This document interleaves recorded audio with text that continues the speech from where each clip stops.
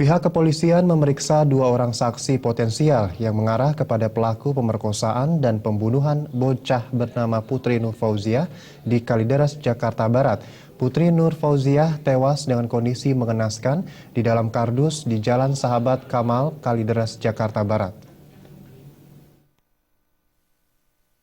Pihak kepolisian masih terus melakukan penyelidikan terkait kematian Putri Nur Fauziah, gadis cilik yang ditemukan tewas dengan kondisi mengenaskan di dalam kardus di Jalan Sahabat Kamal, Kalideres, Jakarta Barat.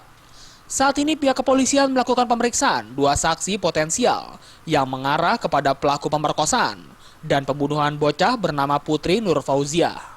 Hal tersebut disampaikan oleh Direktur Direktorat Reserse Kriminal Umum Polda Metro Jaya, Kombes Pol Krisnamurti, Senin ini di Mapolda Metro Jaya. Punya alibi tidak cukup akurat, dan kemudian dari sana kami akan lakukan pemeriksaan, dan saat ini sudah dilakukan 2 orang pemeriksaan. Jadi kalau rekan-rekan bilang ada 1, kami sampaikan sudah 2 dilakukan pemeriksaan terhadap 2 orang potensial witness, bukan potensial suspek. Jadi saksi yang sangat potensial. Putri Nur Fauziah, gadis cilik yang ditemukan tewas dengan kondisi mengenaskan di dalam kardus di Jalan Sahabat Kamal, Kalideres, Jakarta Barat. Dari hasil penelusuran ini, polisi menemukan saksi mata yang melihat jika korban sempat dijemput di depan sekolahnya oleh seorang pria dengan menggunakan sepeda motor.